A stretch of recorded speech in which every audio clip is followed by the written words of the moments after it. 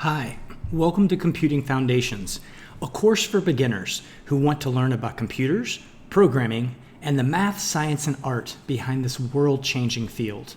I'm Josh Kilpatrick, a retired software engineer.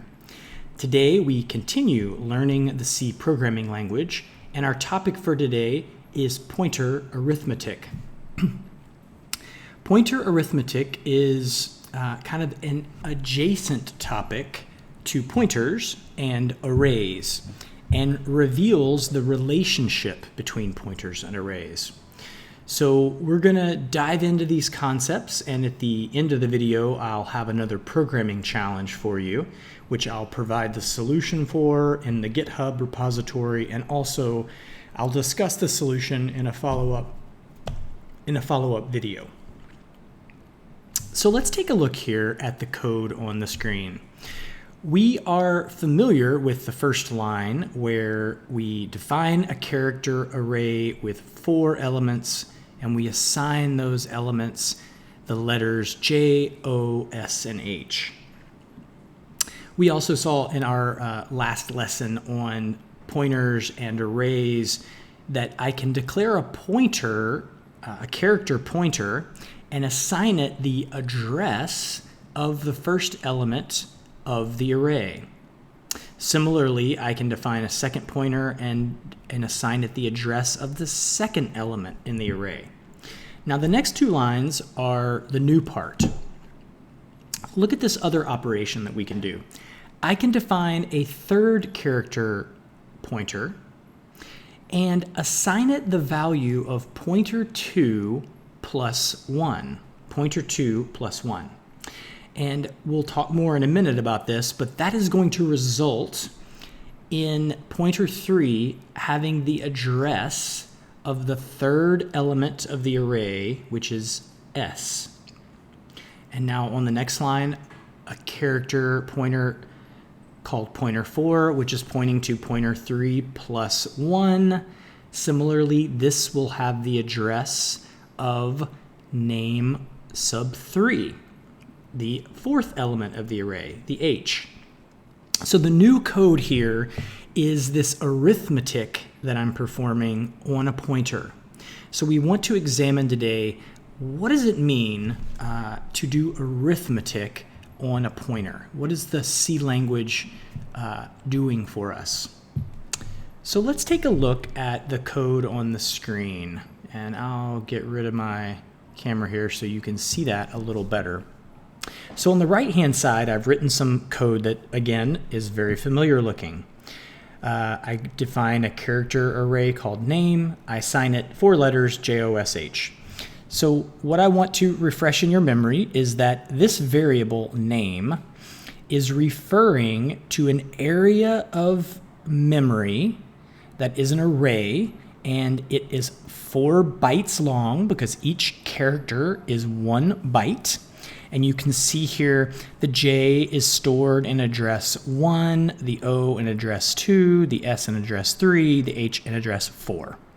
Okay, so we have the variable name referring to this character array which is stored in memory. Now in these next lines of code, I just am repeating what we saw on the prior slide. So if I assign pointer 1 to the address of name sub 0, what will be the value stored in memory for pointer 1? Well, it will be the address of the first element of the array, which is 0, 0, 1. So I'm writing here in the memory location. This represents the pointer. The value in the pointer will be the address of the first element. Pointer 2 will get the address of the second element in the array. Pointer 3, because I'm literally saying pointer 2 plus 1, gets the value 0003, which look, 0003 is the address of the third element. So by adding 1, I have effectively advanced to the next element of the array. And then again, I add 1 to pointer 3, I add 1 to 0003, and I end up with 4. So this should look pretty intuitive. I've got an address stored in pointer 2 When I add 1 to that address, I increase the address by 1 value from 002 to 003. This is for a character array and character pointers. What happens if I change this code and now I'm using integers? So let's take a look at this code here. I see a little error there. I'll correct it. So I define an integer array of 3 integers, and I call it nums. I initialize it to 2, 4, and 6. Now in the memory, because an integer on my computer and on most modern computers, an integer takes up 4 bytes of space, you can see here that I have 4 bytes assigned to the first number 2, 4 bytes assigned to the second number 4, 4 bytes assigned to the third number 6. So the memory will be arranged like this. There are 12 bytes of memory that are being utilized to store 3 integers, each of which is 4 bytes. And the nums variable is pointing to the nums array is referring to the first integer. So what's going to happen now if I assign the address of pointer 1, the address of element 0 or element 1, the index 0, to pointer 1? So pointer 1, again, gets the value 0001. That is the first byte address of the integer.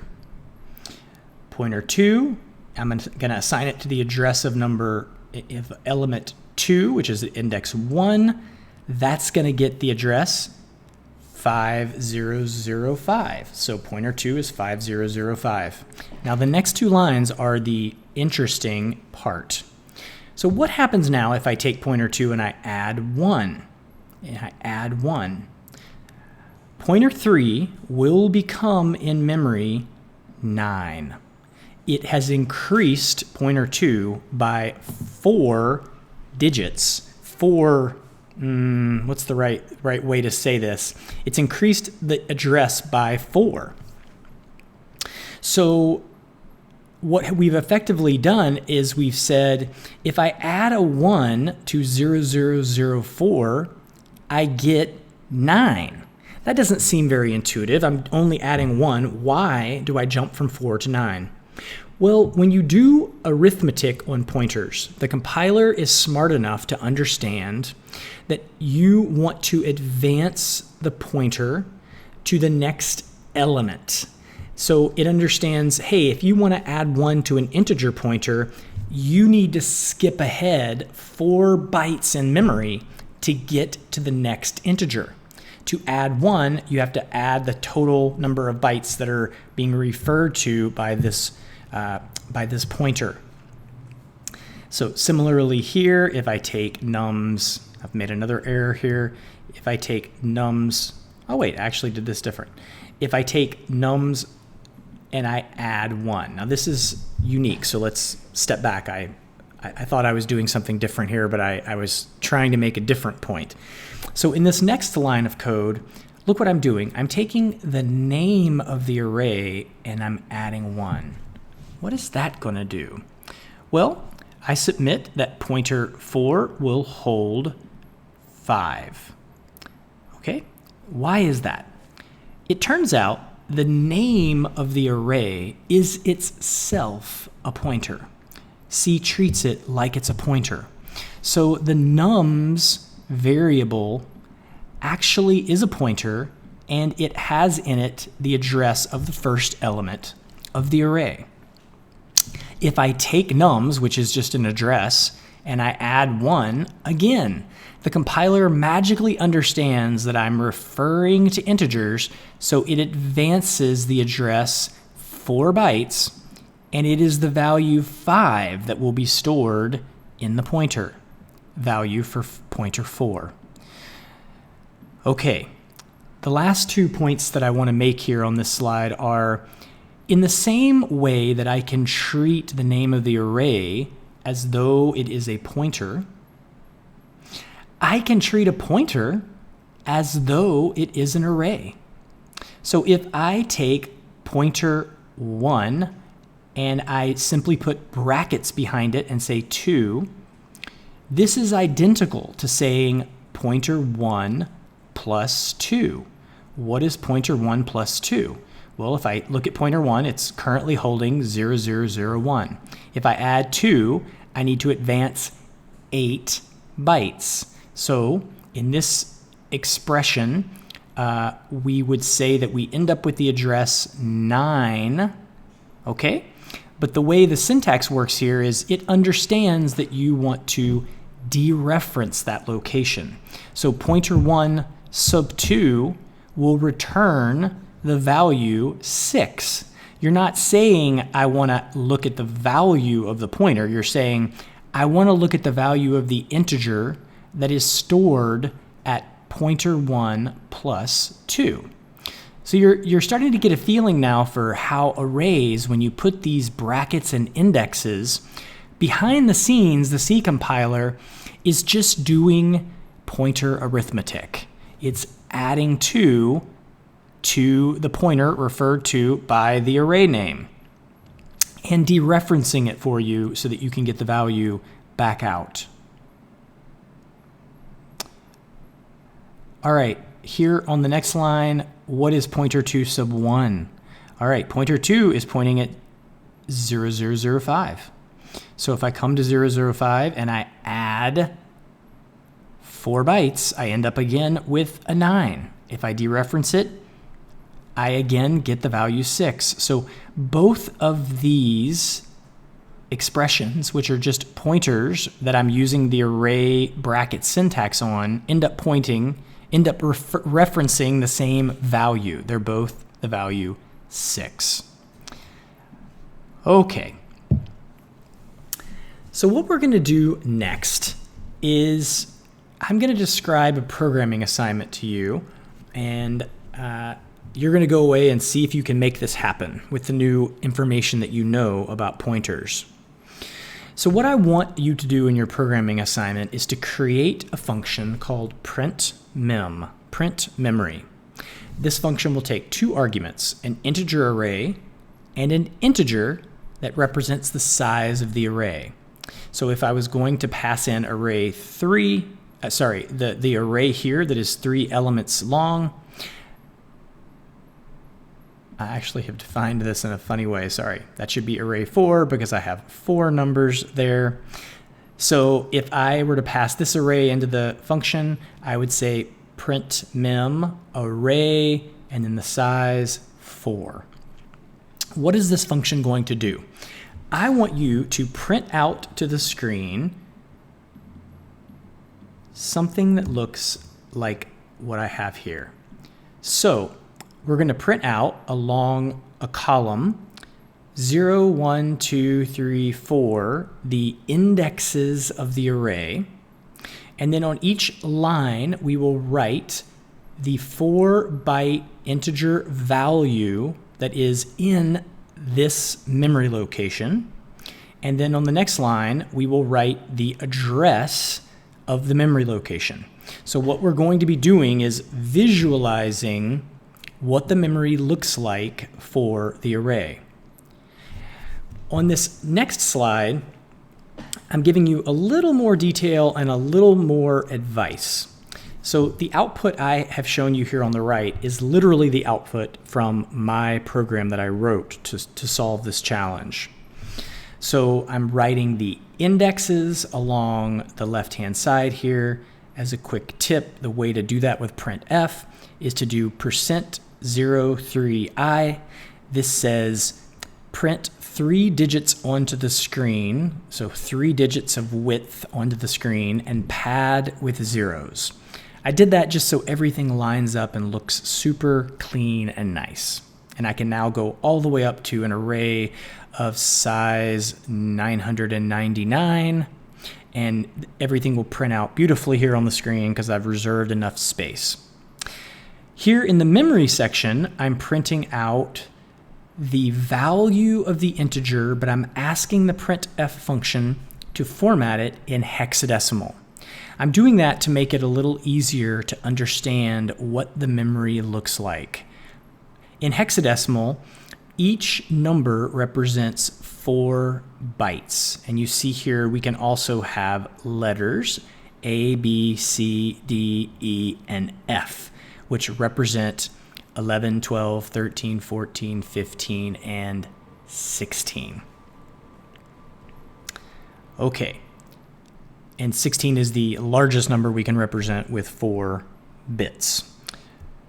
So we're going to print out the memory using the format string %08x. Next, I print out the address of this location in memory. I do that with the %p for display the address of the pointer. And finally, in the final section, I go into each individual byte of the memory, and I print them out one by one in the order that they appear in the memory. So if this is address, I'm just going to say the last 3 digits here, 468, that's byte 1, which is just 8 bits, so it only takes 2 hexadecimal characters to represent it. If I advance to the next address, that is 469, this address also represents solely a 8-bit value at 1 byte of memory. I can print that out. I move to the next memory address, and I can print out just the value that's in that byte, etc. And you can see here how the values of the number which are stored in memory get organized into the memory in kind of an order that might be different than what you'd think. The first byte of memory at the first address holds the least significant byte of the number. So the least significant byte is in byte 1, the first memory address. The next significant byte is in the second byte of the memory, the second memory address. So your computer might display this differently depending on whether your computer architecture is one that uses what's called big endian or little endian representation. And that it describes whether numbers get placed into memory kind of with the least significant bit first or the most significant bit first. It's not super important to understand why a computer might work one way or the other. Just be aware your memory address, your memory location might have the bytes organized in a different order than my bytes are organized. So this is your challenge. Good luck with the challenge. Now let's step here for a final word into the code. So remember to review Program 11 on pointer arithmetic, where I show you examples of a lot of this pointer arithmetic in real working code with notes. And you can obviously change the program, move things around, make sure you understand what's happening. When you finish doing that, go see if you can solve the challenge. And after you've spent time on it, maybe you'll be able to figure it out, maybe you won't. Review the Program 11 challenge file in GitHub to see how I solved the problem and have created a function that will print out any integer array onto the screen. So good luck. The purpose of this exercise is to really get familiar with how memory is organized and to get really familiar with how pointer arithmetic works and how addresses work. So you have a really clear picture in your mind of what's happening when you're working with arrays and pointers. Thanks again for tuning in, and I'm excited to see you in the next video. Take care.